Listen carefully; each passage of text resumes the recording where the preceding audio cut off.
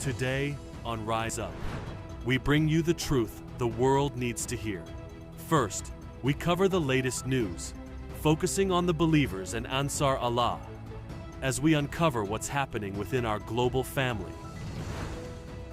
The struggle for truth in a world of tyranny. We dive into the relentless fight to uphold the truth amidst oppression. Sacred Dialogues, the School of Divine Mysteries. In this powerful segment, we uncover the danger of corrupted governments that claim power without God's authority. Guided by the teachings of the Riser Aba Al-Sadiq, we explore the battle between divine justice and human corruption.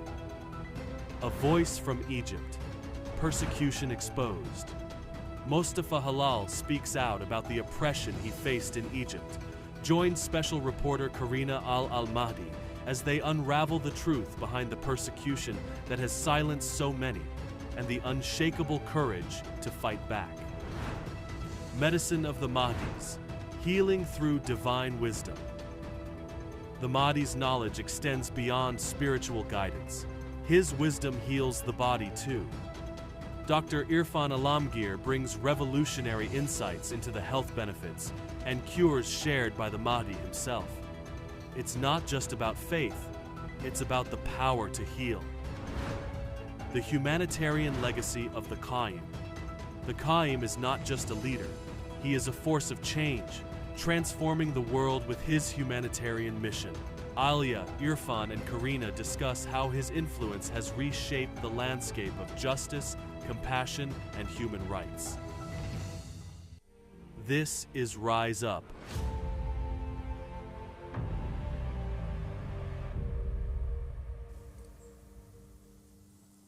Hello and welcome to another episode of Rise Up. I'm Alia Hallal. And I'm Irfan Alamgir.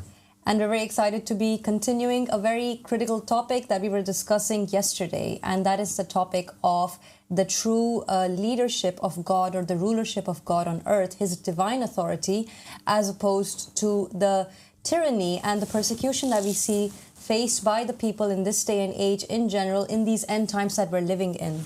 And we're very excited to actually jump in and see what it is that is happening around the world, and how this imbalance, so to speak, this imbalance of the citizen or the common man and this governmental system that in general is supported by scholars that are religious scholars, yes, but are not practicing the religion correctly, and the way that it's affecting the world today. Yes, Ali, and I think we gave many examples and demonstrated how the systems that be affect people in real time in the world, and how damaging the two pillars of misguidance are in terms of the people who sit on the thrones of leadership and the scholars who support their agenda. And I think the focus was very much on the country of Nigeria, and we want to continue to do this because we really believe that the root cause of all the problems that we see today is the presence of these two seeds of misguidance, and the solution is God and his messenger, his caliph in the land. Exactly. We also covered the country of Algeria and the way that our members were persecuted there and oppressed for simply believing in the fact that Aba Al-Sadiq, from him is peace, is the riser of the family of Muhammad. This is the foundation of our religion. We believe that Aba Al-Sadiq, Abdullah Hashim, is the one that God has appointed in this day and age, because he fulfills the criteria of being the savior of mankind in this day and age for all people. A simple belief of that nature seems to be enough to ruffle feathers, and we're going to actually go into other aspects of that today that we've seen in other countries, where people who are unfortunately living in under extremist governments in the Middle East are seeing that to be an issue. And it's problematic, isn't it? Because we're talking about the 21st century. We're talking about a time where it shouldn't be difficult to believe in a peaceful religion, in a peaceful ideology. But around the world, we find that there are places where that is not something you can do anymore. Right, Ali. And with scientific progress, with technological advancement, we would expect there to be less poverty and deprivation in the world. It's more. And even the tools that we have are actually, even they are more quickly causing more problems and more issues in society rather than benefiting the people. And again, if you put the tools in the wrong hands, they actually become weapons of mass destruction. And if they're in the right hands, then they can, then and only then can they generate the benefits that we all want. So in Rise Up, our motto is simple. We are calling you to the riser of the family of Muhammad. We are calling you to the messianic figure that's been prophesied by all world religions. He is here now in our midst, and it is our responsibility to support and follow him in order to solve the problems that we see before our eyes that are all too apparent. Exactly. We also really love to explain the teachings of Aba Al-Sadiq from his peace, because we firmly believe that the world can be a better place if we actually know what it is that we are standing for and what it is that God expects creation to believe in. And it must be that there is a stable and clear religion or a clear guideline that God has given to mankind to follow. It has to be that be the case. If that's not the case, then how is it that God expects mankind to be on the right path? And we believe that it's a very simple guideline, really. We see right now in the world there are so many religions, so many ideologies. And all these different religions and ideologies have different jurisprudences and different ways of living, but everyone seems convinced that they are on the right track. And in this world of confusion and chaos, God has sent his messenger with a very clear message of there is a simple, basic foundation of religion that the people must know, that has always been there and is still there today. And that is that if God is to make a creation, is to allow that there be mankind on earth, then surely he will place on the earth, along with mankind, the best person to guide mankind and to lead mankind. And that has always been God's, basically his way of doing it, his system, all the way back from the time of Adam till today. Yes. And that's what we are showing the people. That's what Aba Al-Sadiq has been talking about. And it's that very clear, simple. It's so simple, isn't it? But it's so practical and beautiful. If we were all to see that and realize that, how could we go wrong?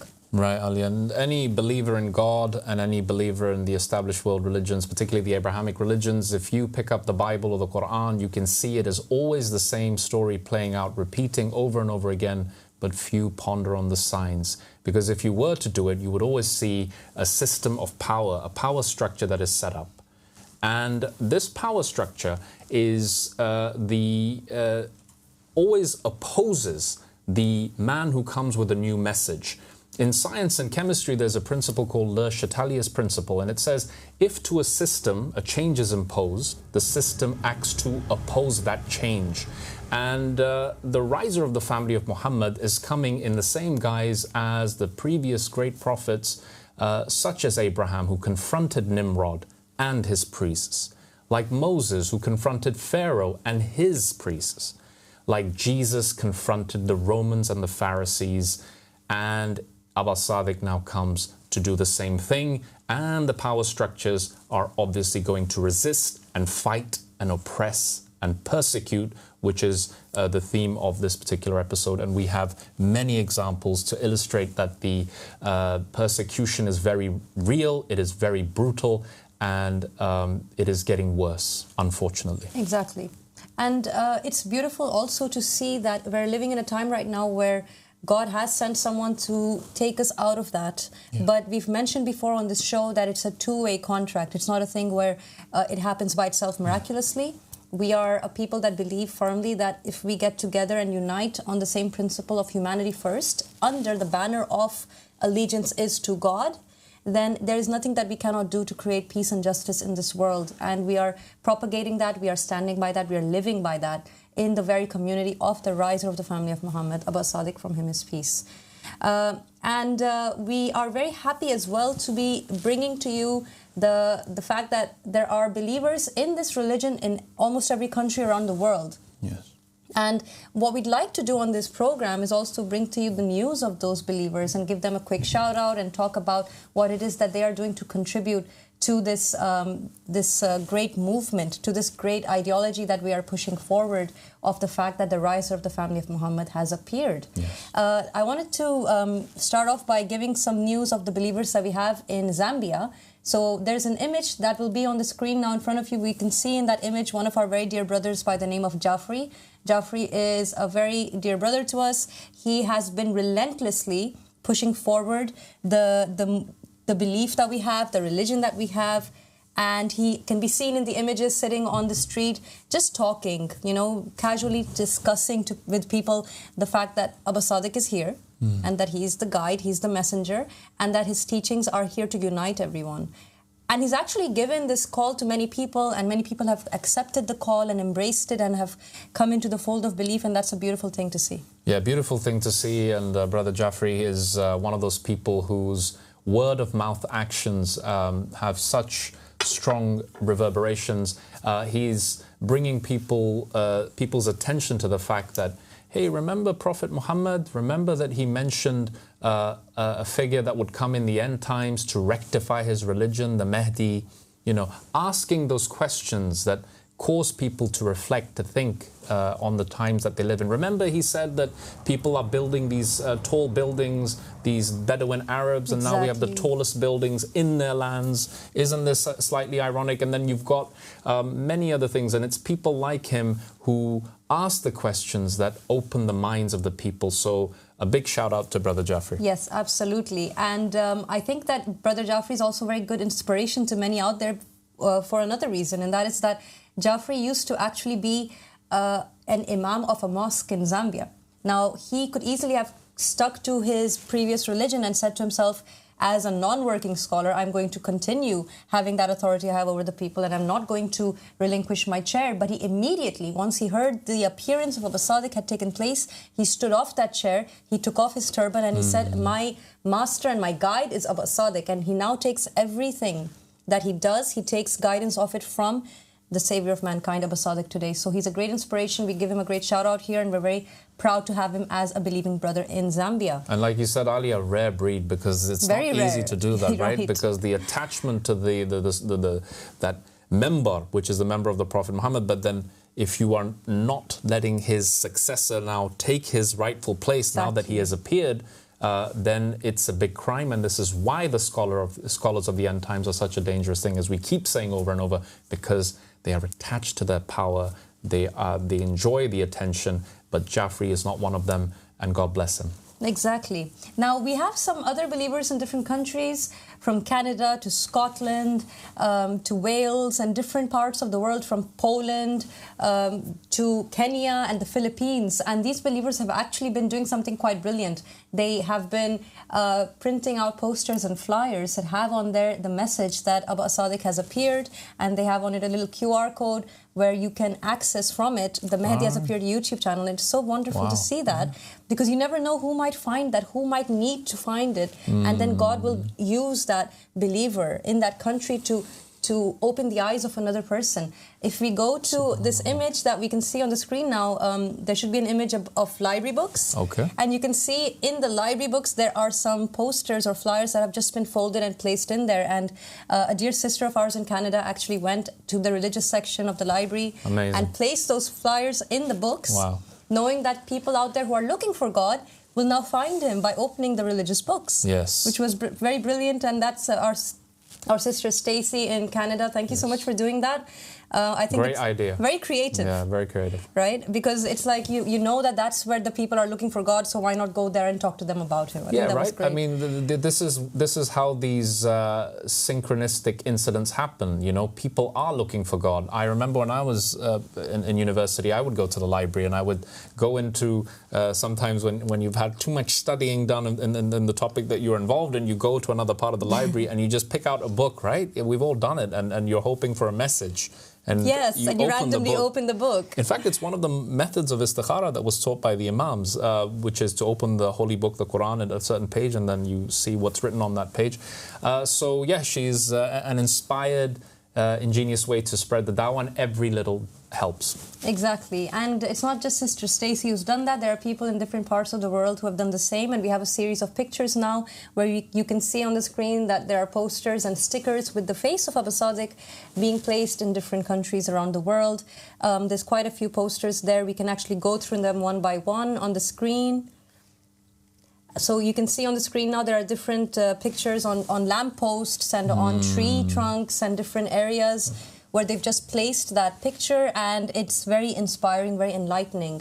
Like I said, you wouldn't know that there's someone homeless or hungry or broken or just done with how corrupt the world is. And they are asking God to speak to them, and God is speaking to them now through His people. Subhanallah. Yeah, beautiful, Ali. And I think, you know, somebody who is disgruntled with the world, they see the world as a dark place, and they're talking to God, they're praying, they're having a jog through the park, or they're walking their dog, and suddenly their eye catches this man, and he's talking with the spirit of revolution. He's calling for change, and then their curiosity is triggered, and they, like you said, they scan the QR code, which is a great method of doing it. I mean, talk about using technology properly. In the right way. In the right way. And yeah, then they land in the, hopefully, inshallah, God willing, in the lap of Aba Sadiq, who represents the Ark of salvation in our times. He is the Noah's Ark of our time. Absolutely. Now, if we go on to, I believe we've completed our poster sequence of images. I just wanted to mention very quick to Brother Dennis, Sister Stacy, Sister Reblin, Sister Maheen, Brother Ari, and all the people who have been very instrumental in doing so from their own volition. God bless you and thank you, and don't stop spreading the word as far and wide as you possibly can. Yes. Now, we also have some news from our own headquarters here where we live. We have sometimes the honor of having over different believers who will come, and we network with them, we connect with them, we talk to them, and we always love to do so. Our dear brother Thomas Simon actually came over to the headquarters for a visit, and we did a very nice interview with him as well, which is on our channel, and you can check that out on the I Found the Mahdi playlist. So there should be an image on the screen now of Brother Thomas Simon here at headquarters. So thank you so much to Brother Thomas. We wanted to say hello to you again, and thank you for coming, and we loved having you here. Yeah, great personality, and a person who sincerely sought the Imam of his time, who was looking for God in the form of a man inspired by God, chosen by God and appointed by God, and the sincere ones who seek him will find him. And Brother Thomas, congratulations for taking the step that you did to find the Imam of your time and giving him your support and allegiance, and God bless you. Absolutely. So now let's talk a little bit about some news that took place in Thailand. So in Thailand, we have some Ansar who live, and they were wanting to do some missionary work. I wanted to go into that because Divine Just Aid magazine actually did an article on it. Yes. And these beloved brothers and sisters of ours went ahead and decided to do some missionary work, to talk about the call, and the response they got from the people was very devastating, very strange. Not surprising, because we know now that people in general who adhere to certain religious ideas, extremist ideas, unfortunately sometimes Islamically extremist ideas, they actually go ahead and react very negatively to the call. So we've actually had that documented now, that this took place in Thailand, and we wanted to go into that. Yes, right, exactly, Ali. And I think as we spoke yesterday with Sister Yasmin, who was talking about the atrocities in Algeria against the members of the Ahmadi religion of peace and light, it became apparent that even though they were released from by the legal system, by the judicial system, what ended up happening was far worse. In other words, that they passed on the names, locations of the people to the mass audience of the extremists and the clerics. And in some ways, this was also done in Thailand, where suddenly they're using the social media platforms to highlight these people who they portray as a Shia sect and how dangerous they are. And Thailand, which is not actually a majority Muslim country, also has these elements of extremists living within them. And then they put the target on the backs of these people and put their lives at risk. And that's unfortunately what's been happening in Thailand as well as Algeria. Exactly. We can perhaps even read some excerpts from the magazine itself, from divinejustday.com. Yes, please. It says here, as worshippers completed their Friday prayers, the Ahmadi religion of peace and light believers, led by 65-year-old Wusnong Mada, took to a microphone and began calling the Muslims to embrace Imam Al-Mahdi. Armed with flyers and signs, the group handed out materials detailing their beliefs, drawing a mix of curiosity and disdain from the mosque-goers. Some paused to engage in conversation, while others hurried past uninterested. But then we find that it came out on, like you said, the social media. People were coming out with it with ridicule and mockery and seeing them as heretical, seeing them as non-believers, calling them kuffar, disbelievers, etc. Yes. And then we see here, it says, the comment section became a breeding ground for vitriol. Can we catch them for the Islamic Committee if they do this, wrote one user. Another commenter, Jirayut Burokai, suggested a more visceral response, and they actually used abusive language and suggested causing harm and assaulting the people. Somebody else says, let's hit the speaker's ear one time. Yes. It's just very sad to see that this is the kind of hostility that is received when you go out there and you say that Imam Mahdi has appeared, something that the Muslims are apparently supposed to have been waiting for anyway. Right, right. And listening to you read the article, Alia, it becomes very apparent that the root cause, the source of this vitriol is the scholar, is the Sunni scholar who is telling his flock, essentially, that these people represent a danger, they are a threat to our form of Islam, and they must be taken out. They must be eradicated. I mean, that surely is the goal. Some of the language is not very, we can't unfortunately read it out on the air, but it is aggressive, threatening language, and it is the scholars of misguidance who are at the hub of this persecution, this wave of persecution that is now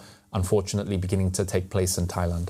Yes. It's also a bit of a wake-up call, I think. In general, when we find that there are people out there who are able to openly, and this is something we see a lot in the Middle East, unfortunately, they are able to openly express their desire to cause violence, their hatred for people based on ideological differences, based on being a little bit different in the way they see the world or the way that they see the truth. And the fact that it can be tolerated, in fact, encouraged by scholars that a person feel this way, I think that the time has come finally that we remind people of the modern day that we're living in, and that this is no longer a time or a place to behave in a way where we can treat one another in this way. It is not a part of the true religion of Islam or Christianity or of any true religion of God. It is not humane, and it is no longer something that should be tolerated. Ideologies where we hurt one another or we aggravate one another intentionally should have no place in society. This is what we believe and what we would definitely stand by. Yes, touche. And I'm just reflecting on this case in Thailand, the case of the believers and the persecution they're facing. It just goes to show how widespread the mental virus. The scholars are like a mosquito. They are transferring this virus all the way from one tip of the edge of Africa and all the way to Thailand. They've got this far-reaching audience, and they infect the minds of the people east and west, and they really do represent the Pharisees in the time of Jesus. Aba Al-Sadiq is the Messiah in this time. He is the Mahdi, that all the Muslims have heard this term. I urge you to go look into your books, to look in the rich eschatological Islamic tradition and learn about the Mahdi and see what was said about him. He is the rectifier of the religion of Islam. He brings back Islam to a pure form. He guides the people, and the Holy Prophet said, get to him even if you have to crawl on your bellies, even if you have to crawl over ice, right? But what did the Pharisees do when the Messiah, Jesus, came?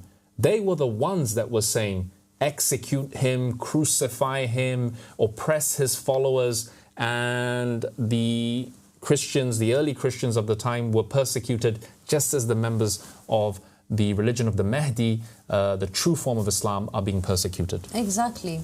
And I think it's an indication. We have to understand something very clear here, which is that if there is going to be a messenger of God, history has shown it enough times for us to realize it now. And also the behavior of these mainstream institutions of religion and the behavior of extremist governmental systems should be enough to understand for the person, for the individual who's looking for God, that they will not find God by complying with those systems.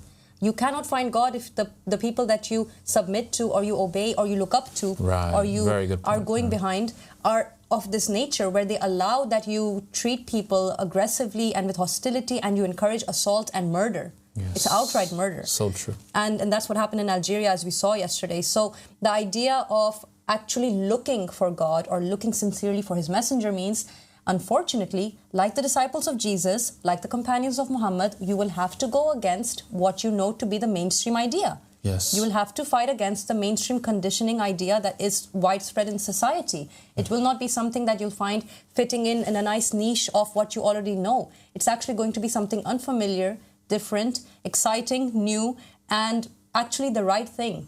Not the, like you said yesterday, something very, very good, which is the definition of insanity is repeating something over and over, hoping it will work at some point. And this idea is in the Quran.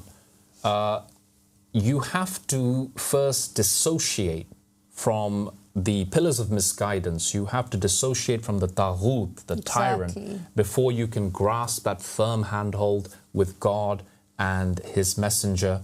You must first declare yourself innocent. Exactly. And this is a condition. This is a verse in the Quran, Surah Al-Baqarah, and it's a very famous verse. So please, these words, this concept is really important. You must first leave behind and dissociate from the pre-existing evils that exist, and then you'll be able to make that firm handhold, as Brother Jafri did. He left the mosque he was with, and then he found the Imam of his time. So it's the same pattern that you have to follow if you wish to be guided in this day and age. Exactly. Now, the believers around the world have, all of us have done so. We do not adhere to any system or any ideology that is corrupted or that is complying with an idea that is unholy or ungodly. We have declared ourselves innocent of any authorities that are ungodly or not from God himself. One of the believers who did so in the land of Egypt years ago was Brother Mostafa Hallal, my husband, and he is a very great companion of the riser of the family of Muhammad, Abdullah Hashim Aba Al-Sadiq, as well for many years now. Now, being on the truth does not come without a price. We are very aware that persecution is part of the deal and we are ready to face that. Mostafa Hallal actually did go through that as well, due to the hands of the tyrannical Egyptian government. The modern-day pharaohs who are sitting on the thrones there did not appreciate or like the fact that Mustafa believes in this religion, believes in Aba Al-Sadiq, and they took great issue with it. Our sister Karina, our special correspondent, actually interviewed him about an incident that took place some years ago. I'm sorry, I think we have a phone call right before we get to the next segment. Is that correct? Okay, we have a phone call from Sister Samina from the United Kingdom. Hello, Samina. Hello, Alia. How are you? How are you doing, Samina? Good to hear your voice. Thank you for calling in. Good to hear you. Right. Yes, it's good to hear you too. So, welcome to Rise Up. Would you like to tell us a little bit about your story? Yes, I want to talk about how the will was hidden from the people and how I come about it. Like I've been searching and searching for a long time, and like the way we were taught, and I've been listening to the scholars, I've been searching YouTube, I've been searching the internet to find peace and to know and be close to God. And actually learning from the scholars, it was quite difficult to know who to listen to, who to follow, who not to follow, because it kind of gets quite confusing. And so I had this question in my mind, like, who do I listen to? Who do we go to? Who's the right one to follow? And so I've been searching and searching that you know, to find the right way to know who to follow. But it kind of, you know, led me to a place of hopelessness, really. And but when I kind of like given up, and I kind of when I come across your TikTok show, that was where I found the will. And the will wasn't mentioned anywhere before when I used to do the research. And it was quite shocking and shaking that the will was always there, but hidden by the scholars from the people. That's totally correct. So it's The like, you will of know, Prophet and when I Muhammad. found that, I was just like, so, like, you know, this, I don't know how to put it. It's like, it just showed me the true path that Prophet Muhammad didn't just leave us like this. God didn't leave us without a guide, you know.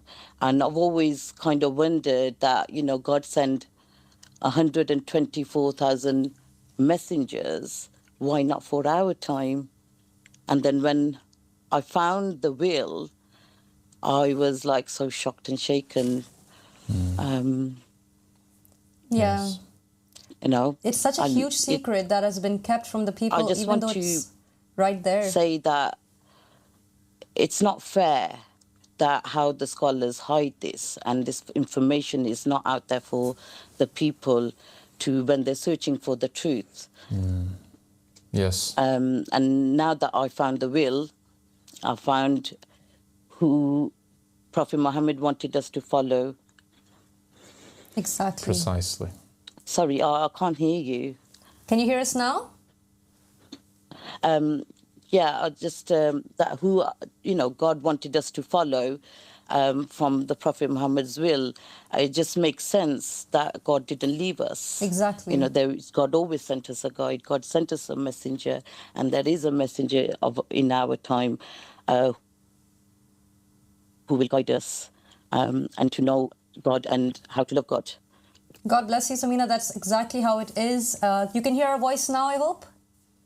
Yes, I can Yes, hear wonderful. you better now. Good. Yes, sorry. It is very shocking to find out that something so important, the whole point of religion, was hidden by the scholars from the people. They just considered it very small, they belittled it, they put it aside. But you're completely right. How would we have known that God had a man appointed for this day and age without holding on to the will? Right. And, you know, Yes. Samina, do you come from a Sunni Muslim background? Is that your religious Yes. background? Right. Yes, religious background is Sunni Muslim. Right. But yeah, when I come to research, I did come across that the four, like the Khalifas, which were man voted, and I kind of learned that they were changing things, and it didn't feel right to me, and I declared myself innocent from that and only tried to follow what the sayings of Prophet Muhammad were, because, you know, I found that there were things shown that they were changing things after the Prophet Muhammad. Yes. And, you know, then I declared myself just to be a Muslim, not to be a Sunni Muslim. Yes, exactly. And you know, this is why the will is so central. I also come from a Sunni Muslim background, and Yeah. the will really is that earthquake moment in your life where when you first come across it and you find in the Sunni books of hadith, it's saying that on the, you know, when the Prophet said, bring me a pen and a paper or a writing utensil and I will write for you something after you will not go astray. It's in the Sunni books and it's in the Sahih hadiths of the Sunnis. But there's no actual written, there's no indication of what was written, right? Yes, that's it. I did come across that, and yeah, you're right. There's no indication of what was written. But something that sowed a lot of dissension among very prominent Sahaba or companions who were around the Prophet at the time. They were very invested in what was being written, to the point where they said the Prophet right now, he's out of his senses, God forbid.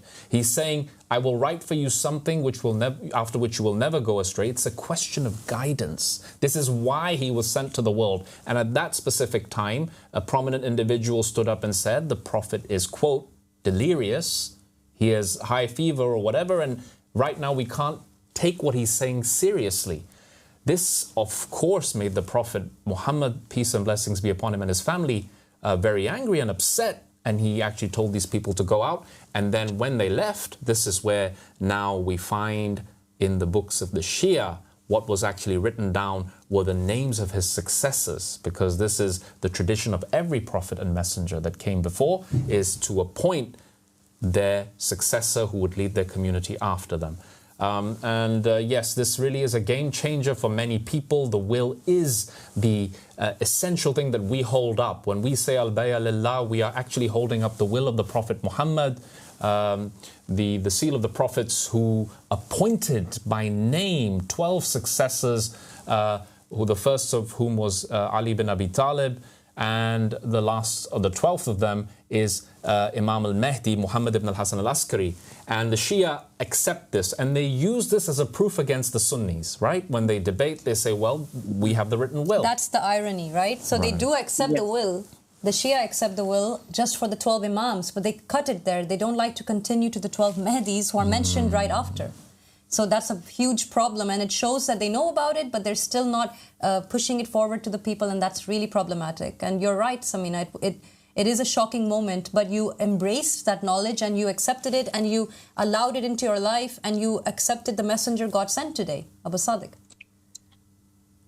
Yeah, so it's the scholars, they put this fear of God in you for investigating. And when I investigated about the will, I was told, oh, this is a Shia text, and I got dismissed. And, you know, while I was researching, whether it was Shia text or Sunni text, it does not matter. What matters is the truth. The truth. Yes.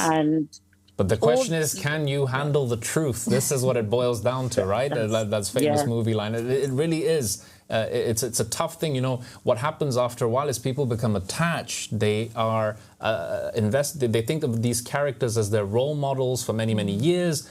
And then when the truth comes, that's why I liken it to an earthquake. You know, it's either you stay, you plant your feet in the ground, as it says in the Quran, and then you wait, and then the truth becomes apparent, or you run. You run for the hills, because everything you knew, everything you were taught since you were a young child has turned out to be false.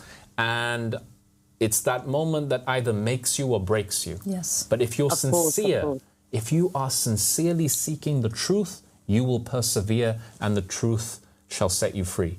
So, and certainly this was the case with you, Sister Thamina, and I'm very happy and glad that the will, which is a protection against misguidance, and even though the scholars try as they may, and they try very hard, God preserved the will. It was always destined to be preserved, so that the true claimants, when the time was right, would hold it up and say, this is my name in the will, and this is a proof from your God that I am his successor in the land. Yeah, and it reached you, Samina.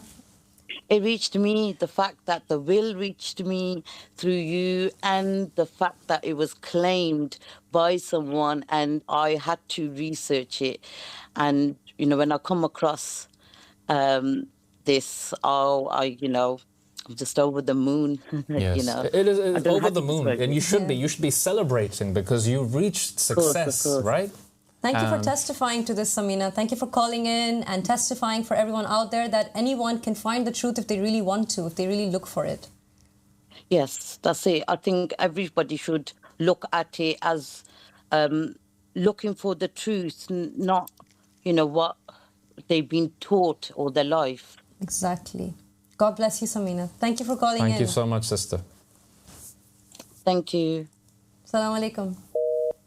That was Sister Samina from the United Kingdom testifying to the experience of finding out that God has indeed sent a messenger in every day and age, as he promised in the Holy Quran, and the fact that he did have Prophet Muhammad write a holy will, which had in it the names of the successors. And in this day and age, the name Abdullah is the one that is prominent, that is holding the forefront, the one in the forefront on the throne, it's the name Abdullah that we see. And it was so nice to hear that exhilaration in her voice at the end, because finding the will really is a liberating feeling, isn't it? That subhanallah, alhamdulillah, these are the words of the Prophet. He did not say hajj or prayer or all these other apparent acts of worship. He said, this, what I write, is going to make sure that you are not misguided. Exactly. You know, when he said that my followers will follow the Bani Israel in their steps until they reach the hole of a lizard and fall into it, he said they will do it. But then he said there's one sect that will not be misguided.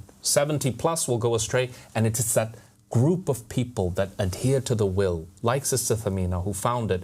And I hope you also will heed the words of your Prophet, grab a hold of the will like a rope, don't let it go, and you will come through the storm, you will come out the other end happy, pleased, guided, and successful in every way.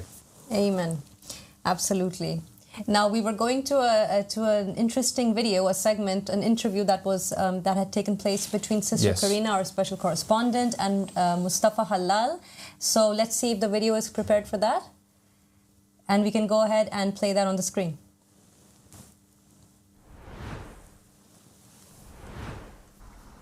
Thanks, guys. We're here today and we're joined by one of the members of the faith. His name's Mostafa, and he's about to tell us his absolute harrowing story of what he experienced at the hands of the Egyptian police. In Egypt, the police is brutal. The Egyptians know it. Okay, every single Egyptian knows that the police in Egypt is a brutal. You don't go against the government. You don't say anything against the government. You don't say anything against the president. You don't say anything against the police in general. This is and if you do and you get caught, you will be taken, probably kidnapped, you know, and either you make it out or you don't. So it really depends on how they treat you and what their mood is like on that day. There is no such thing as religious freedom in Egypt. That does not exist. You're either Sunni or you're Christian. The Shia in general do have a hard time. They always lay low. And even though the government doesn't know that they do exist, their practice is extremely limited, if not even like available. They're not allowed to have gatherings. They would be stopped.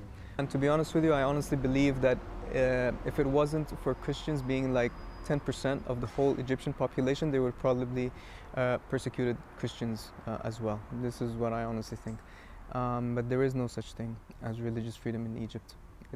They are brutal, and they will take things to extreme lengths in terms of abuse and torture and death, really, depending on the mood, you know, of that officer or that police officer in that day. Mostafa shared insight into religious freedom in Egypt, highlighting those most affected by government oppression.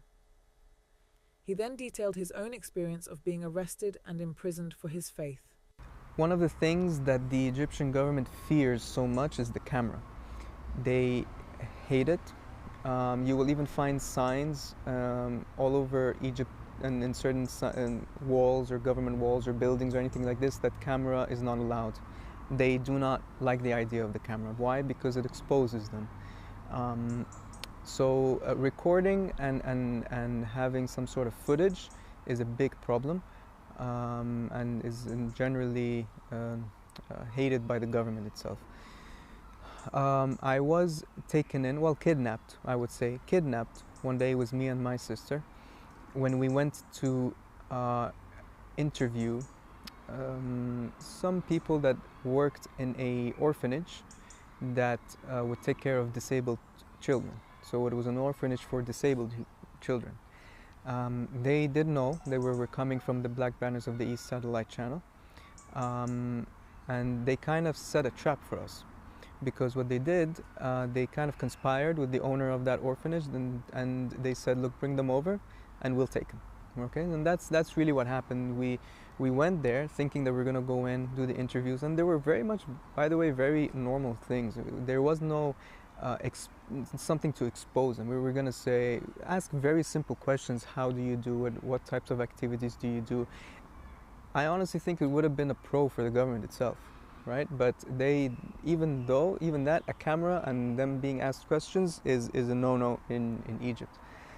So we went there, and they told us to stay outside for 1 minute when we entered the orphanage, and we waited outside, and then two people came in. They were police, but they were not wearing the police uniform.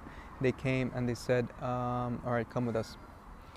And they took us in this microbus, and they dropped us off at a police station, or somewhere next to a police station. And then they blindfolded us, me and my sister, and they took us in for interrogation. And they kept asking us questions about the dawah, about Ahmed al-Hassan, about what is the flag, what is this, what is that. They kept, it was interrogation, they would ask questions, and they took us down the stairs. I cannot see anything, blindfolded. I'm going down the stairs, and I hear a door open, and suddenly I get pushed inside somewhere. So I open my eyes, and then I'm in like a small room, literally meter by like a meter, let's say 2 meters by like a meter. Zero access to food, zero access to like anyone. It was literally an empty room. There's nothing to sit on. It's just the floor and nothing else. And there's only one window with like tons of bars, metal bars on it, tons of them, that the light doesn't even go through. And there's no light bulb, no nothing. And I just stayed in there hoping that, okay, they're probably gonna leave me here for like 40 minutes, half an hour, an hour.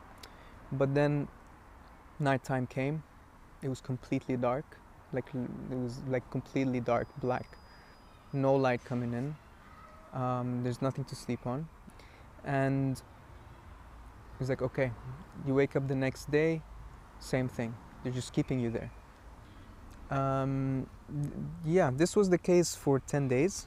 And of course I came out of it like as if I haven't eaten for these 10 days. Within these 10 days, they would take me out, interrogate me again, send me back in. They were basically trying to break like my spirit. They realized that there's nothing that I did was wrong. They cannot really, well, they could have, and they can just make me vanish. They do have that power, but by God's grace and by Sadiq and by the Imam, and they just, you know, he controls it all. And we as believers, we believe that God is the one that controls matters. And any Muslim believes that nothing happens unless it's God's will. So it was God's will that nothing happens at the end of the day, and I get released from it. But many people don't have that. They don't have that. They're not that. They do get taken, and some people get killed for sure. Some people get imprisoned for God knows how long. I have met people inside when sometimes they would take me out to the bathroom. I would pass by a certain place where there were other people in there. So some of them would tell me their stories. A lot of them, or if not all of them, of course, like claimed innocence, but a lot of them were also because they were part of the Muslim Brotherhood. Or some of them were not part of the Muslim Brotherhood, but were taken as part of the Muslim Brotherhood because they just happened to be in the area where the Muslim Brotherhood were. Okay, and like very simple people that have done nothing. They're taken and they're stuck now for years. They've been stuck 4 years when I was there, and they're stuck for many more years to come, and that's just the sentence that they got. And you realize it's how tyrannical it is, and you realize how disgusting these people are. And it is it's a situation that is extremely, extremely bad. So that was Brother Mostafa testifying to the treatment that was meted out to him in Egypt.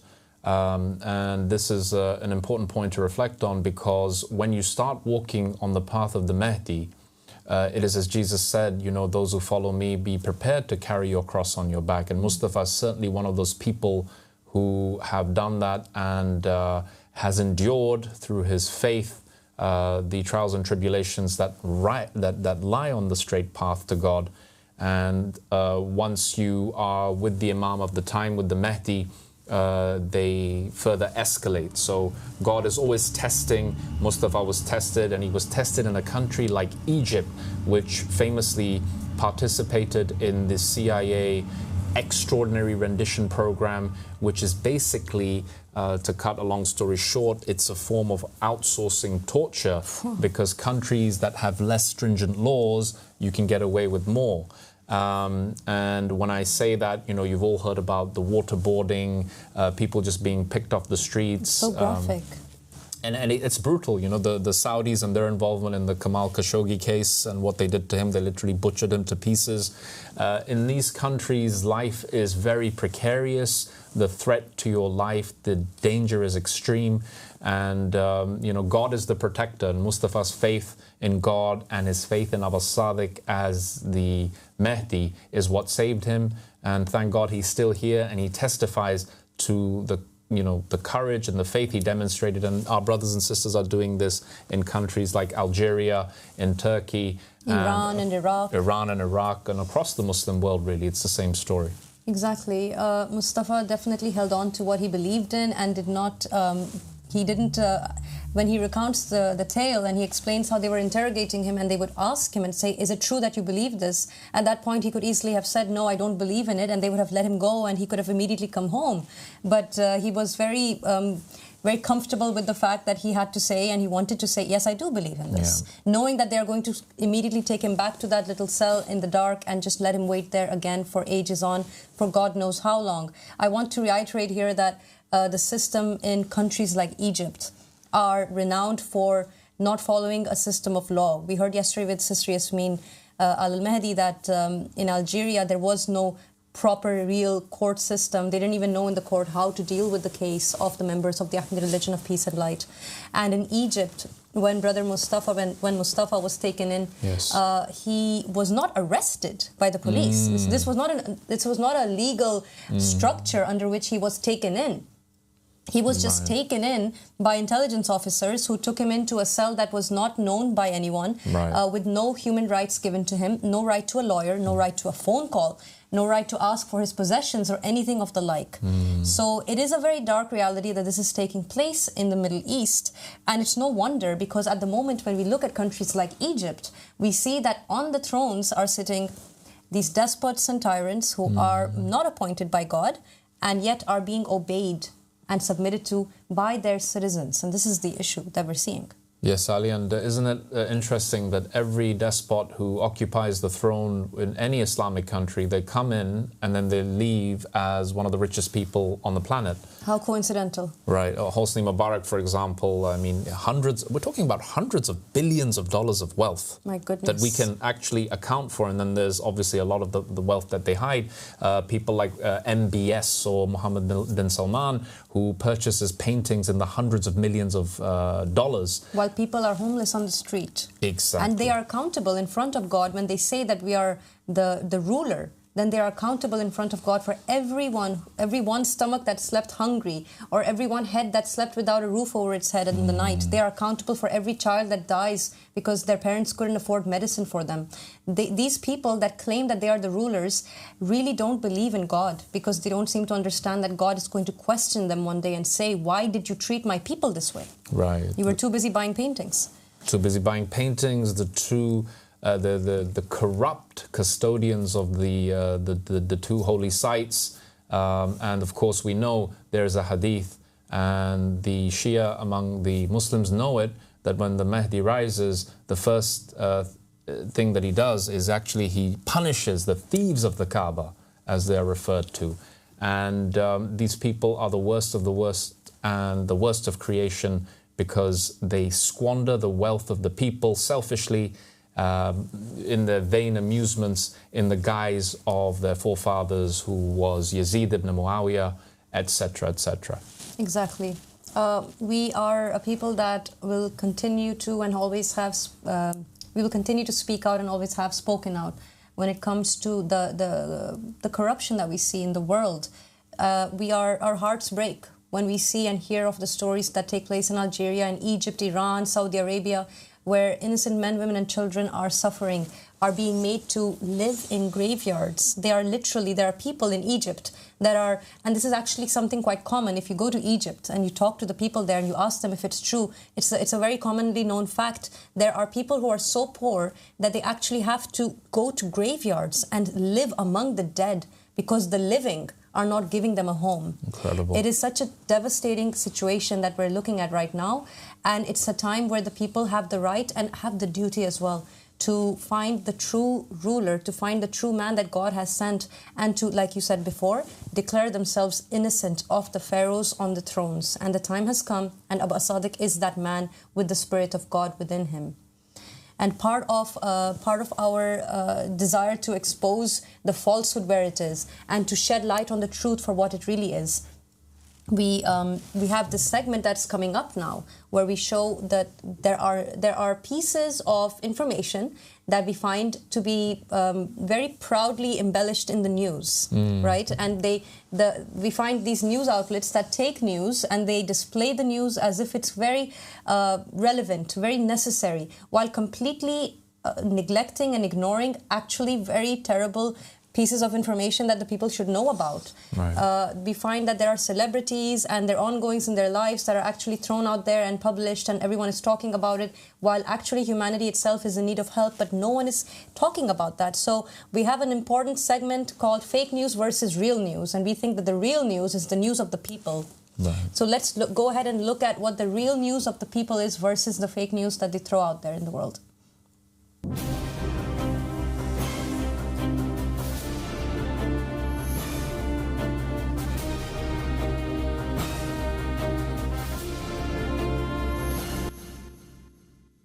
The Sun, one of the biggest selling newspapers in the UK, is known to be full of sensationalism and gossip. It is hard to believe that this tabloid has such an outreach and hype when it is primarily used to promote the most unimportant news the world has ever seen. Here we have an article about the lady that is stating, "Dressed to impress. I'm a size 22 big fatigal and you need to run to M&S to check out their summer dresses. I'm totally obsessed." Basically, she's in awe about the fact that M&S has such, in her opinion, amazing oversized dresses. How come people need to see that? Did M&S pay the lady to do this TikTok video and then pay royalties to the paper to release it? We don't know for sure, but it is definitely a waste of an informational source. It seems a lot of oversized people will go to M&S now and check out their rails. Once again, instead of promoting this, how about developing an awareness that there are people on planet Earth that don't even have either clean clothes or even enough shoes or clothes to wear? Maybe that would mobilize some people wanting to help others that are in need. Did you know that there are people on planet Earth that don't even know how it feels to wear a fresh set of clothes once in their lives? Did you know that when you give clothes to charity that they don't actually get distributed in a charitable way, but rather are sold onto people in third world countries? According to the Guardian newspaper, the global trade of used clothes is valued at more than 2.8 billion British pounds. The organization don't promote it, but they also don't hide the fact that they are trading with these clothes. It is rather that the majority of people rightly assume that they have been given out for free to people in real need.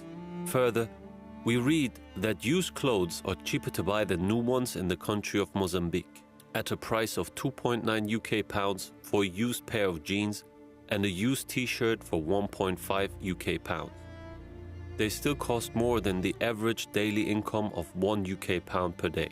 Also, underwear is sold, and not necessarily in the best conditions, which raises an issue of human dignity and resulted in some countries to ban the sale of used underwear. The neighboring country of Malawi produces tobacco in large amounts. 60% of the country's export alone comes from tobacco. It doesn't make a lot of money for the farmers, but it is a lot of work for them to do. The farmers' kids don't have time to play, and every walk to school is a loss of income. By working with their bare hands, the farmers absorb nicotine through their skin, equivalent to 50 cigarettes a day, which causes a lot of health issues, especially for the children. 4 months of the year, they sleep next to the drying tobacco. 14 people work on a farm of 2 hectares and produce 1,500 kg of tobacco a year. This results in roughly around 60,000 packs of cigarettes, yet just one pack costs around £13 in the UK. So the end sale of the 1,500 kg of tobacco brings in 780,000 UK pounds. And for the farmers, after they have paid the loans, the farmers that owns 2 hectares is left with $200 for his parents, his wife, and his children who work all around the year to make a living off the tobacco. Where does the loan come from that they have to pay back? The main buyers are Philip Morris, British American Tobacco, and Japan Tobacco. These companies loan them money so that they are able to buy fertilizers and pesticides. A 2-hectare field needs roughly around 6 packets a year, where each of them costs $15. So the family gets a loan of $90 a year, almost half of what they earn, and they have to pay it back with interest at the end of the year. 1 kg is sold in the tobacco market of Malawi for $0.5, and that's after it was bought from the farmers. 1 kg equals approximately 40 packs, which are sold in the UK for 520 UK pounds. I don't care how many steps it went through until it reached the UK, but the end result is clearly flat-out robbery. The world news needs to highlight such inhumane behavior from the tobacco industries that underpays them for such hard labor that these people do, and we ourselves sell our trash to them, clothes that we don't even need or want, for more than the amount of how much they work for in a whole day. In what kind of disgusting world do we live in now? And then we get informed about this, dressed to impress? This is unacceptable. They stole and lied and cheated and usurped what Allah subhanahu wa ta'ala had assigned to you and your children and your neighbor's children. And the one who is silent is a partner in crime. Each day, 25,000 people, including more than 10,000 children, die from hunger and related causes.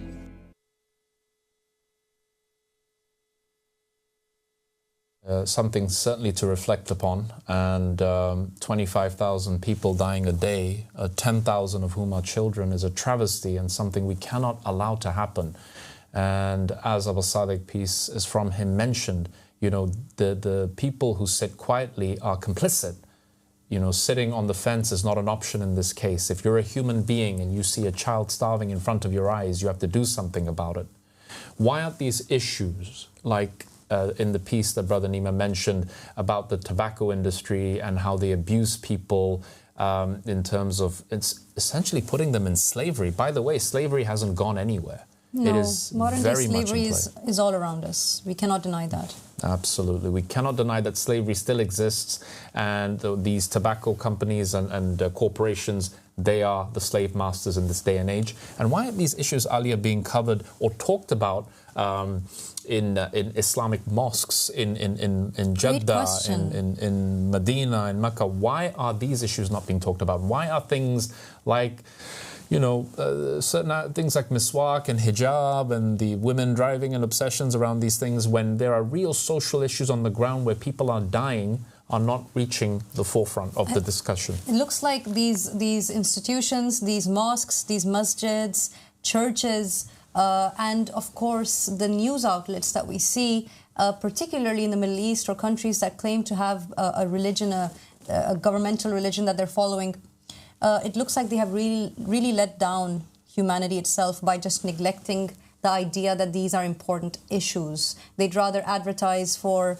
expensive outlets like M&S or do other such, publishing the news of celebrities and their lives and whether or not a show will continue with them or not. And it just doesn't make sense that the human being can be that numb, can be that ignorant of what's happening to their brother and sister. But it looks like that's the way the world is trying to work at the moment. Human beings aren't like that. Yes. The person out there on the street that you pass when you're walking by wouldn't be that way. People have hearts. But these systems, these televisions, these newspapers, these masjids with pulpits that have inhumane people sitting on them, they would rather have you think otherwise. Exactly, and if you take the example of the Holy Prophet Muhammad, and if it is indeed him that you are emulating, then he used to sit in the masjid, in the mosques, excuse me, and he used to deal with social issues head on.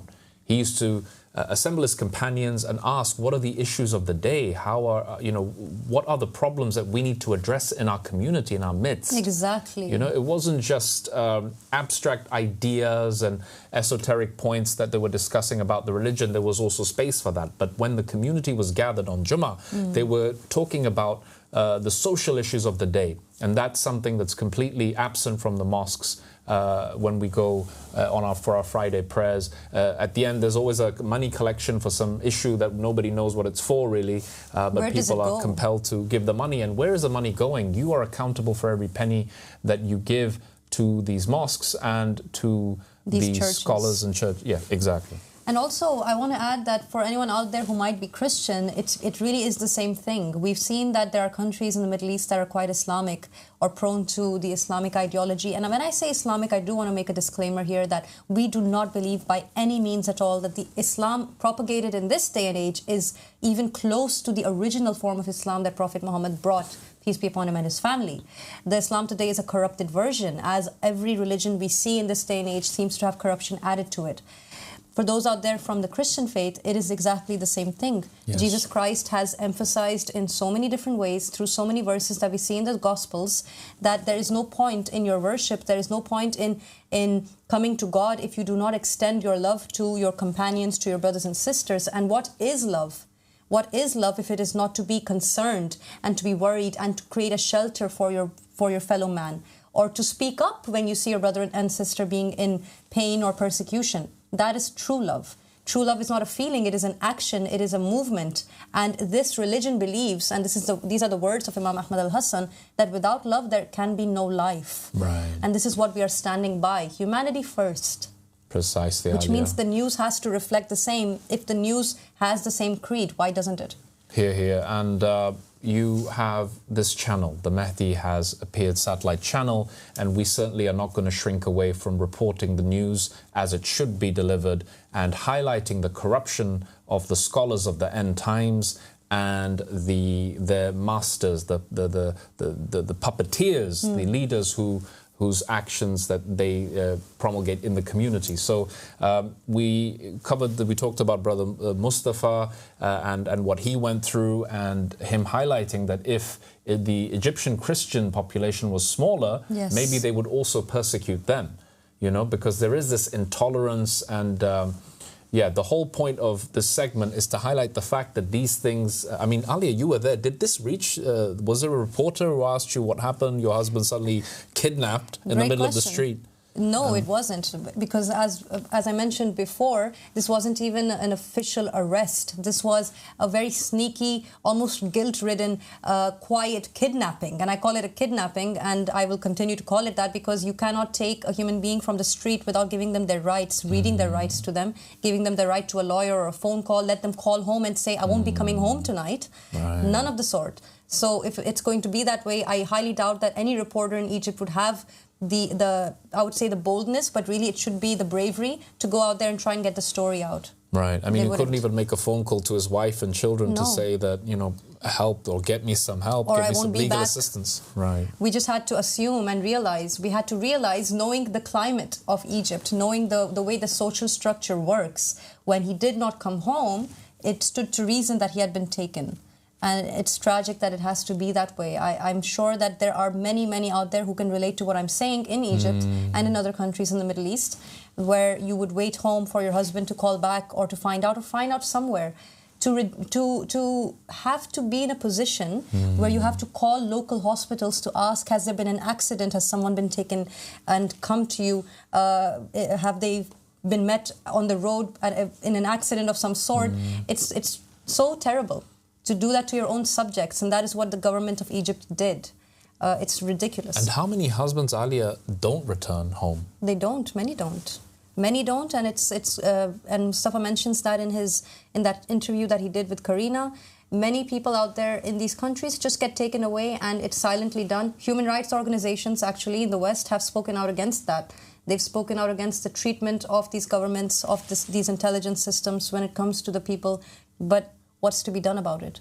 Right, that's the question.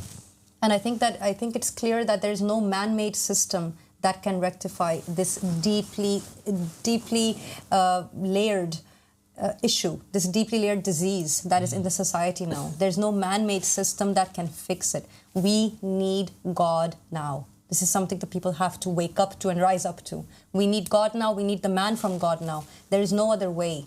There is no other way that can resolve the problem of the world right now besides the one that God has sent. Exactly. And if the people don't see themselves in the shoes of Alia, whose husband was kidnapped and interrogated in those kind of gulag conditions of the Egyptian prison, then, you know, tomorrow it could be your husband.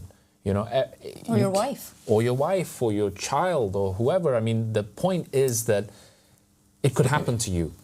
You know, it has happened, it will continue to happen unless the people draw a line and say enough is enough. It is the responsibility of the news media to really bring light to these incidents, and then this will hopefully cause the people to unite and say enough to this horrific treatment of innocent people who are going about practicing their faith in countries like Egypt, in Pakistan, in Algeria, etc. Exactly.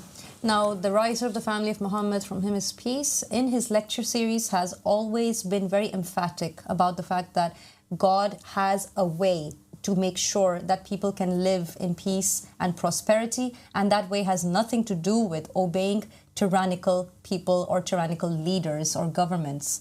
And he has been very emphatic about the fact that there are people in the Middle East who are claiming the throne and they have no right to, and who are persecuting their people and being tyrannical towards them. He's also been very clear that it is the duty of the people to recognize who the true ruler is and to understand that instead of obeying their fellow man, they must be obeying God himself, and this is the only way forward. We went ahead and we looked at his lecture series and we found and we extracted gems of wisdom from there, and we had a conversation about it. In our next segment called Sacred Dialogues, we're going to give you a glimpse into that. Please go ahead and check that out.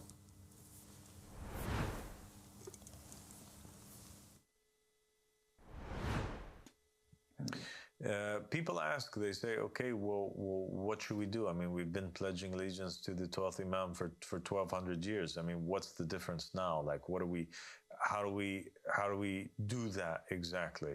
One of the things that Imam al-Mahdi alayhi salam is demanding of the people that they do is that they stop helping the tyrant in any way, shape, or form. And so Imam al-Mahdi has made it haram, impermissible, that any individual support an illegitimate imam, an illegitimate kingdom or president or prime minister or government, even with the stroke of a pen. Yeah. So what does that mean? That means that step one that Imam al-Mahdi is calling towards is the disbelief in the tyrants. You have to declare yourself innocent from all other rulers and all other forms of government other than that which Allah subhanahu wa ta'ala has chosen and made obligatory. So to be a true follower, okay, because the Shia also, they say, we've been pledging allegiance for all these years and we have this state on behalf of Imam Mahdi. They're liars, because if they really were true Shia, then Imam Mahdi, according to their own narrations, would have already appeared. Because it's very clear that if Imam Mahdi only has 313 followers, and true Shia, and in other narrations, if he only has 10,000, so if he only has 313, he appears. If he only has 10,000 plus 313, he rises, right? This is according to them. Yeah. So they have millions. They have hundreds of millions of Shia. They have a whole country, allegedly, right? Yes. Which is the country of Iran. And they have this militia, Hezbollah, in Lebanon. And they have all this influence in Syria. So if all of that was legitimate, if it really did represent the 12th Imam, Muhammad ibn Hassan al-Askari alayhi salam, it would have been an obligation that he appears. Exactly. But the fact that he's not there means that they are illegitimate. Yes, yeah. And so the 12th Imam, The first step to being a true follower in him is that you have to declare yourself innocent from all of his enemies, and his enemies are all of the other tyrannical leaders and their governments that are responsible for the state of affairs that the world is in today. You know, Alia, one of the things that is so attractive about Abu Sadiq's personality is that he can analyze a situation and really get to the crux of the matter like an arrow, like a sharp arrow that penetrates. He really does. And he is saying that the Imam, who was prophesied to appear and create this state, this utopia for the people, where we all live in peace and harmony and we're not worried about where our next piece of bread is coming from, we're not worried about mortgages and things like this, and we want to build this state where people can live in peace and prosperity. The first step really is to dissociate from the status quo that is generating these conditions that are so harmful and have created all this injustice and inequality and pain and suffering in human beings. Exactly. That first you have to cut out the cancer, right? Then the patient can receive the healing, the treatment, which is the Imam. He is the medicine. So as a doctrine, I think about the way Abu Sadiq analyzes a situation. He's saying step one is to cut out the cancer that is metastasizing out of control and causing all this pain and suffering. And then after that, the patient begins to heal. Then you introduce the medicine. And we can look, we can survey the world, we can see the despot dictators of the Middle East or the chauvinist megalomaniacs in the West, like Donald Trump. And all around the world, it's the same thing. Corrupt, unjust rulers create conditions of suffering for the people. Exactly. And the Imam is the cure. And if you look at history, it's the same thing. You don't find Moses coming, peace be upon him, and taking the children of Israel out without telling them that they have to stand against Pharaoh. Right. They have to recognize that they are slaves to the tyrant, and they have to empower themselves by recognizing that he was sent by God, Moses was sent by God, and also going against Pharaoh and standing up and revolting, walking out of the situation they were in, no longer supporting the tyrant that God did not appoint. And in this day and age, it goes without saying, there is no one who can deny this. The people are suffering, and they are suffering due to the illegitimate governments. They are suffering due to rulers that were not appointed by God, and now they are basically reaping the fruit of that, and it's something that is sickening. It's a bad state of affairs right now, and the only way out of it, like you said, is to go with the Imam. But first you have to take out that cancer. You have to say no to the person that is not from God, and this is what Imam Mahdi is saying. He's not saying, don't worry, I'll come fix it for you. Right. He's saying, I'm teaching you how to fix it for yourself. This is what God has always done. Right. It's that revolutionary spirit where, I mean, Abu Sadiq says, and this is something that is also reminds me of Imam Ali, that he said the leader should live according to the his people, how they live, how the lowest amongst them live. Exactly. And they are accountable for even a dog that starves. Wow. You look at all the dictators in the African countries, they're all multimillionaires, billionaires. They have these chartered kind of flights going, private jets, they have yachts, they have all these things. And compare that to Abu Sadiq and how he lives with his community. My goodness, exactly. There's no comparison. Abu Sadiq is the most humble in everything that he does and everything that he has. And we've seen that from him firsthand for over a decade now. He has never taken something he doesn't need or ever enjoyed in any luxury at all. While, like you said, you look at these other tyrants and rulers, and it's sickening how they have way too much. They have too much that they cannot account for, and they will have to answer to God one day on why they accumulated so much while people were starving. I think everybody can relate to this because they look in their country, they don't have clean drinking water. This is a basic human right. People are dying from drinking water because they're getting dysentery and cholera. This is such a simple problem to fix. And every leader that comes into office, whether it's in Africa or Europe, they leave enriched. They are much, much better off than they were before. They're selling their books, they're doing these world tours, and the people are suffering. So if it is the people and them being passive and quiet that led to these dictators and these bad leaders coming into play, then like you said, they must take a stance. They must stand up. Exactly. Against them and help to remove the cancer. Exactly. Because we're all suffering because of them. They are the fish rots from the head, and they are the head of that rotten fish that needs to be taken off before the fish can come back to life. The people are saying if that did take place, that would be the Armageddon that is mentioned in the prophecies, and you have all of the, all the different groups of Christians and Muslims and Jews that are eagerly anticipating this event so that it can bring forward the promised Messiah or the Mahdi or the second coming of Christ. So, in short, the first step of the message of Imam al-Mahdi is that you have to declare yourself innocent. That means you cannot work for any of them. You can't partake in their government systems. You cannot, even if it is if it's a government position that only requires you not to shoot a gun or to defend the state as a police officer or as an army soldier, if it just requires you to sign a piece of paper, to write something on a school board, you're not allowed to do so. Why?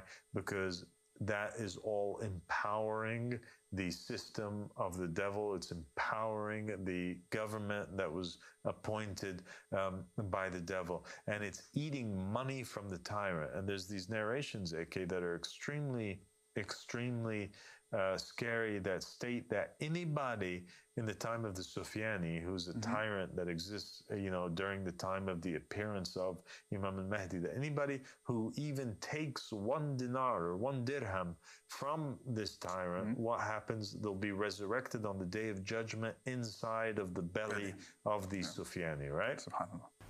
So right before we watched this excerpt, we heard Aba Sadiq, from him his peace, the Qaim from the family of Muhammad, saying that we cannot justly support the tyrant even by the stroke of a pen. Right. Which is nothing, it's just the stroke of a pen. What does that mean then? That means that all of us are basically responsible over the way we behave and the way we live, and we have to take into account how much are we giving God and how much are we giving the devil. If there is a government or a ruling system that is over a people, such as in the Middle East or in the African countries where their people are suffering severely and they are also being assisted by their subjects, by their citizens, then this is something problematic, basically. And it's something that we have to address. If we want to fix the problem, we have to first, in front of God, on a spiritual level, declare ourselves innocent of the tyrant, declare ourselves away from that corrupted system that is eating the people alive. Exactly, and the stroke of a pen is such a powerful kind of a symbol for it, because whether it's putting a cross on a ballot paper or signing a check that gives money to the tyrannical government, it's completely forbidden. And I think everybody has to reflect now that the only way we are going to create the divine just state is to say no. To say no, exactly. La ilaha illallah, right? So first you negate. Yes. Then comes God's kingdom. Wow. The Qaim is the one who rises up. The people who follow the Qaim, likewise, his companions, the 313, the 10,000, they also rise up and say no.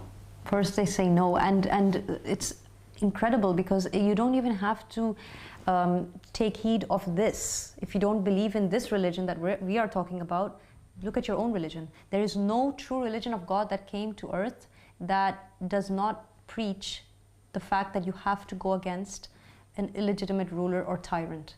Whether you are a Christian who believes in Jesus and his return, or you are a Muslim and you believe Imam Mahdi will come and that this is not the call of Imam Mahdi, irrelevant. The fact of the matter is that if you do want Jesus, if you do want Imam Mahdi, you have to say no to the tyrant. Yes. Are we expecting them to return to us before we make the first step to take aside the corrupted ruler? It doesn't work like that. Right. You have to first stand up yourself and declare yourself innocent, and then your Savior comes and rewards you for that and enables you. Yes, exactly. And this has always been the pattern, hasn't it? Abraham stood up to Nimrod. No. We had Moses, like you mentioned, stood up to Pharaoh. No. We had Imam Hussein. Imam Hussein stood up to Yazid, the Prophet Muhammad, to Abu Sufyan. There is always a protagonist and an antagonist, and it's always that light versus dark. And Aba Al-Sadiq, likewise, in this time when the Mahdi rises, we have these figures who have been identified by the Imams of the Ahl Bayt, like the successor of Abu Sufyan, the Sufyani. Exactly. We have these characters that come back, the Antichrist, Dajjal, and then we have Christ on the other side. So this is another way to identify Aba Al-Sadiq, and he gave a brilliant speech, which we should definitely cover. Remember on the member when he stood up and he confronted the tyrants of the world, and he said, you must dissociate from them, because if you do not, you are committing the crime of shirk by supporting the people who are not from God. Exactly.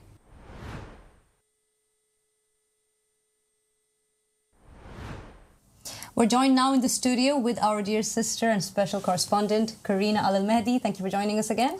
Thank you for having me again. It's always a pleasure. So we were just hearing from the Sacred Dialogues, a conversation between myself and you, Dr. Irfan, concerning what the Qaim of the family of Muhammad, Abdullah Hashim Aba Al-Sadiq, has said about persecution, about tyrannical governments, and about supporting those governments in this day and age. Yes, I think we touched on it on a few occasions already, but the idea is that before you can commit yourself to God, you must dissociate from the tyrant. And this has always been the case. You cannot have two masters, as Jesus said in the Gospels. And you have to first let go of the evil. Your hand has to release the service to the Taghut, the tyrant, and then it has to grasp the service to the Imam.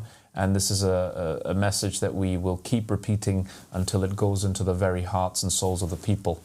Absolutely. Now, in terms of God himself sending a messenger, the reason why we say it's so critical, and it's a part of the basic foundation of every true religion that has come from God, to adhere to and submit to that messenger, to submit to the Spirit of God, is because, in fact, the Spirit of God has our best interests at heart. And that man that God has sent as a messenger will always be the most ideal leader, the most ideal guide, and the one that we should always look to in terms of our own benefit. And if we just take a very quick look, a very brief look at the very many works that the riser of the family of Muhammad, Aba Al-Sadiq, has done in these years, it's clear to see that in this very short space of time, he's achieved and accomplished such great feats of humanitarian work that we honestly have to take a step back and realize that clearly this man is from God. He's got that spirit, and he's here for the benefit of humanity and clearly not for himself.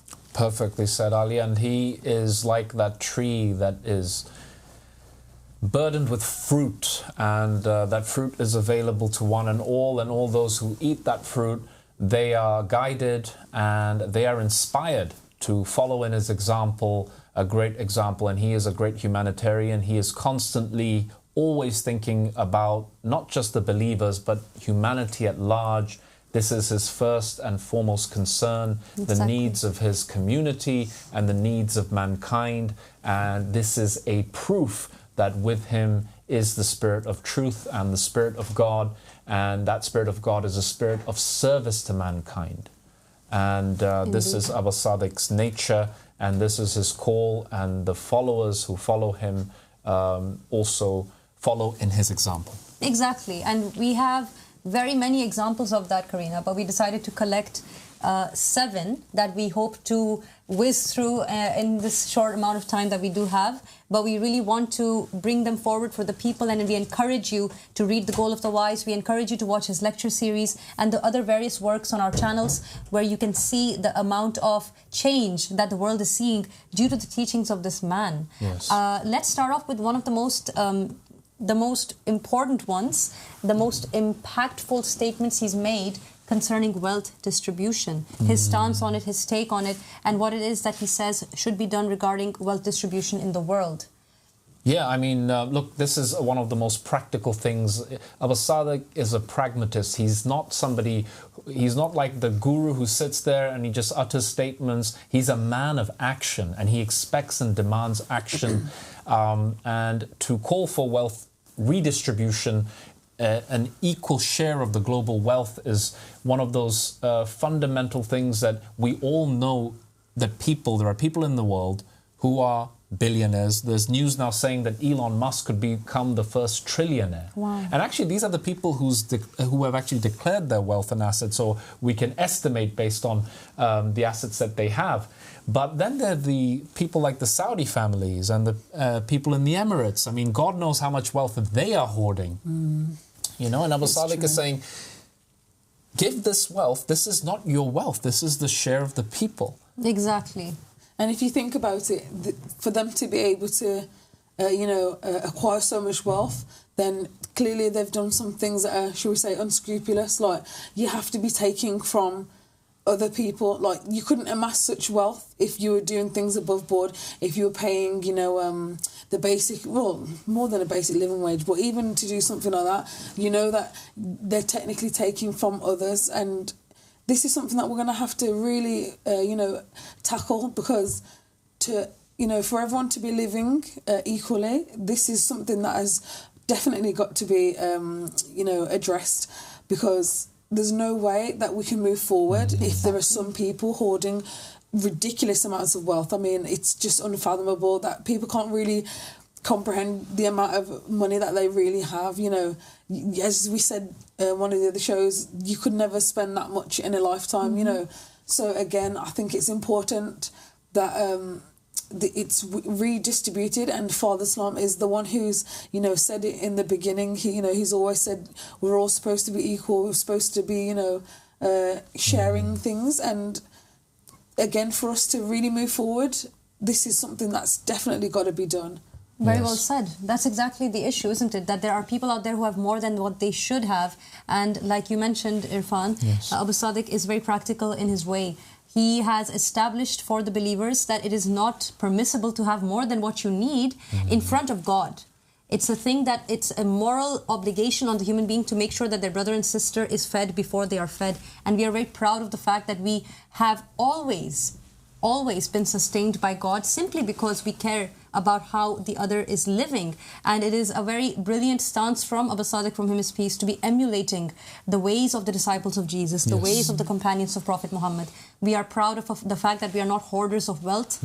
Rather, we give out and we ensure that the people have. And he has said many times, it is a basic human right to have what you need. It is not a privilege, it is a right. Right, exactly. And, I was going to say, the only reason why these problems, that we're facing these problems in the first place, is because people have been selfish, people have hoarded the wealth. If we literally had been sharing from the beginning, then I mean, the world would be so amazing. We could have been making waves in, the advancement of technology and the advancement of technologies and whatnot. Absolutely. But because you have these selfish few, poverty is rife within the world. I mean, England is a first world country, and yet there's people using food banks, and there shouldn't even be these kind of things there. Again, Africa itself is sitting on a bed of gold, but yet poverty is it's like running rampant in the country. So again, this is why we need to, look at the things for face value. And we all know that it's not supposed to be that way, but we need to point the finger in the right direction.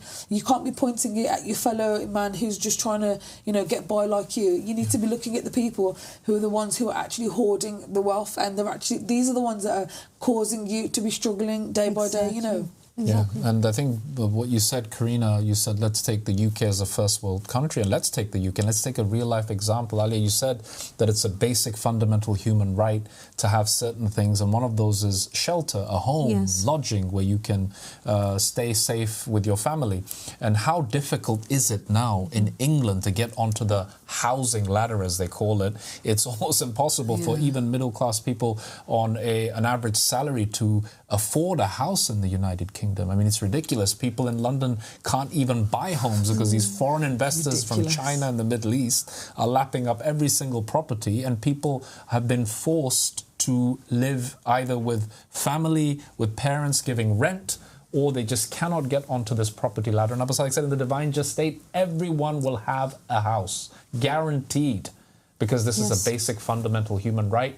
And it's not difficult because actually there are many houses that are empty right now. Yeah, right. So why are their houses empty while people are on the streets? If it's a matter of greed and capitalism and hoarding wealth, this idea of phantom cities, right, where there's houses, and it's the same in China, in Europe, it's everywhere. And by the way, there's a beautiful quote that I'm going to paraphrase now from The Goal of the Wise, where Aba Sadiq, from him his peace, makes a wonderful point. He says that we don't just say it, we actually apply it. And he says, if the people out there are questioning the idea of wealth redistribution, if they say, no, the 1% should have more than what they need, billions more than what they need, and the rest of the world should be going hungry, then he says in it very well, let's see if we take a vote on that. Let's do a worldwide referendum and see democratically what the whole world has to say about it.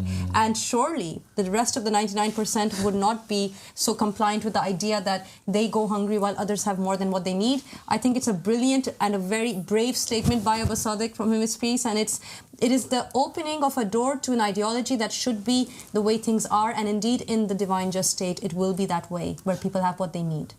Right, and the gap is increasing, people. The gap between rich and poor is only increasing as time passes. Yes. It's not getting less. And again, it's a call for action. Aba Sadiq is calling the people to support him in order to be able to carry out this wealth redistribution so that people can have basic things like housing, shelter, food, clothing, the basics that every human being has a right to. And you have to remember that these people in power, they kind of count on the average person to just, should we say, continue in going through the motions. Be compliant. Yeah, exactly. They want you to be compliant. They want you to stay asleep, shall we say. They want you to not realise that these things are going on. And Father Islam is the only one who's actually shedding light on these things. So, he's actually, shall we say, playing a dangerous game, which is so much, we're all willing to play this. So it's not even a game, it's because this is so important. And people are facing such hardships that it's just so not necessary. They don't need to be, going through this. And Father Islam is the only one who's even trying to, not only shed light, but he's the only one who's actually doing something about it, Yeah, this is a really interesting point. I wanted to bring this up because it kind of beautifully contrasts our audience, which is the continent of Europe and the continent of Africa. Yes. In Europe, which is a more economically developed, the way in which the people, they keep you subservient and quiet and psychologically anesthetized is that they bombard you with life.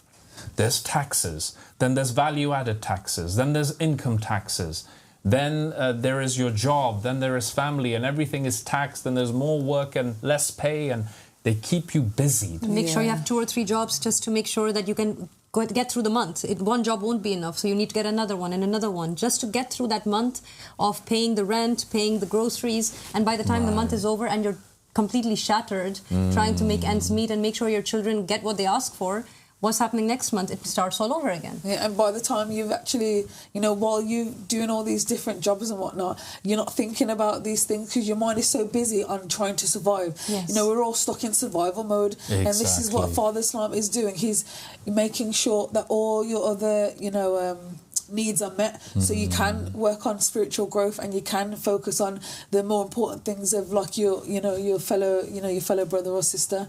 And again, this is like the plan of those in power. They should we say exploit that. They exploit the fact that they know, as you said about psychology, they know how the human mind works, and if they have you living literally in fear day by day, worrying about these things, your basic needs, then they know you're not going to be thinking about God. That's literally probably, it's going to be the first thing on your mind and the last thing on your mind. You're going to be calling out to him for help, and God has heard your call, people. He literally has heard you crying out, and Father is the one who he sent. So, if you sincere and you mean it in your heart that you seek God out, then God has brought you someone. His name is Aba Sadiq. He's here to help you guys, and he needs your support.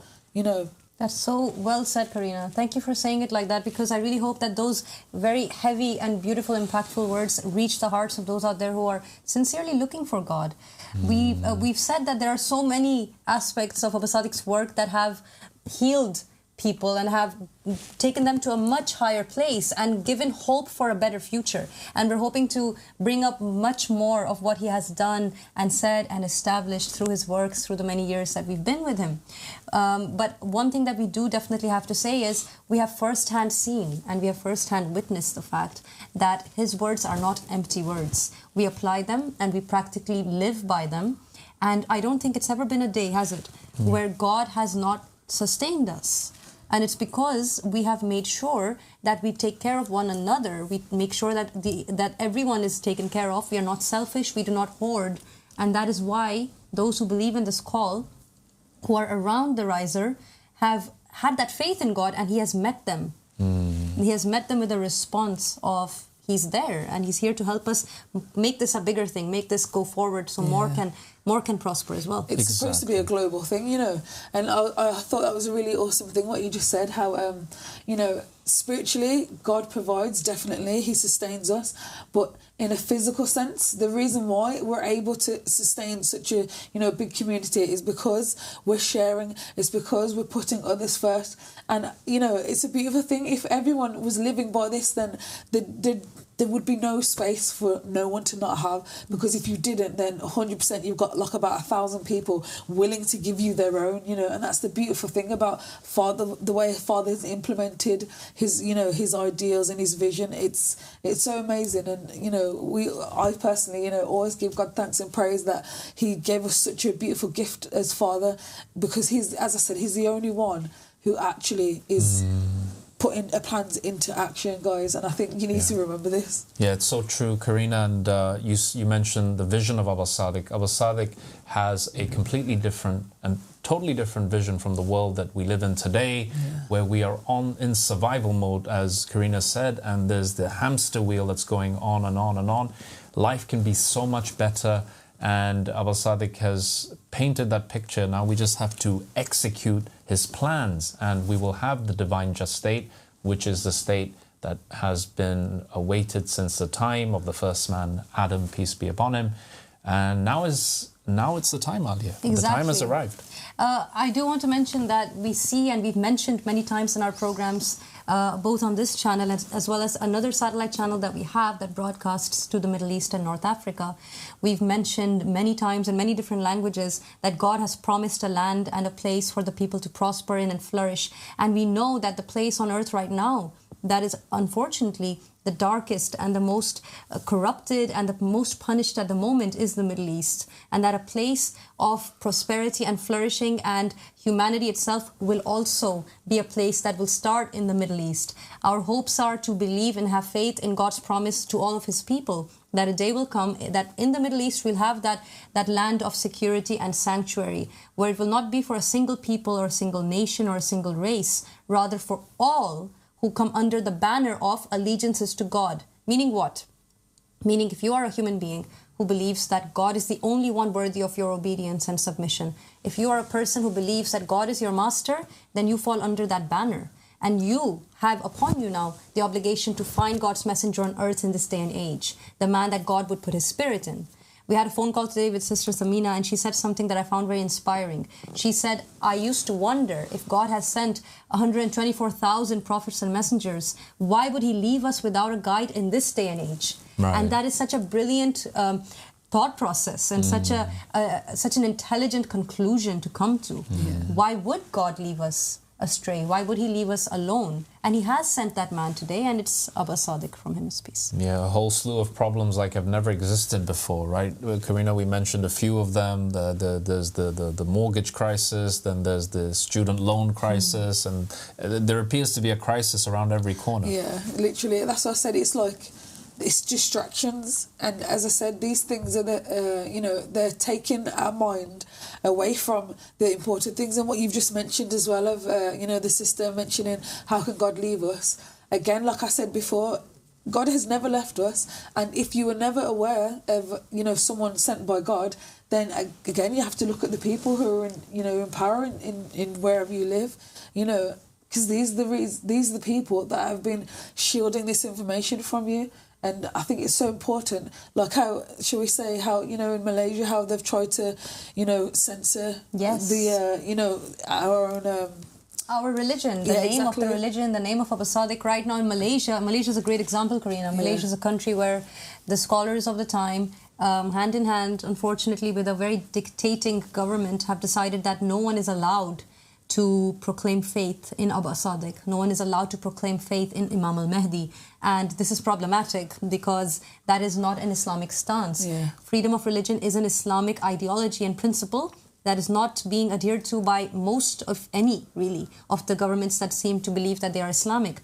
And that's a huge problem. But it's interesting to note we have many followers that are in Malaysia. So whatever the darkness might try to do to hide the light, you cannot hide the light of the sun. You cannot shield people from the sunlight. And that in itself should show you the kind of people that are in power, because they're clearly not, propagating, the Islamic religion, because as you just said, you're supposed to have freedom to believe in whatever you want. So clearly they're not they're not from God, clearly, guys. I mean, if we're honest with ourselves, and also, how would they be censoring a man from God if they were really from God? This is something that you need to really pay attention to. So we're going to be reaching the end of our program now, but we really encourage you, if you haven't done so already, to check out The Goal of the Wise, our Holy Gospel. It's available on our website in 11 different languages. Go ahead and download that for free, and please check it out to know more about the Ahmadi religion of peace and light. Also, you can go to our YouTube channel, The Mahdi Has Appeared, to watch the School of Divine Mysteries playlist that has in it the lecture series by the Riser of the family of Muhammad, Abdullah Hashim Aba Al-Sadiq. From him is peace. Thank you so much for tuning in to another episode of Rise Up, and we're looking forward to seeing you again tomorrow morning. Until then, Assalamu alaikum wa rahmatullahi wa barakatuh.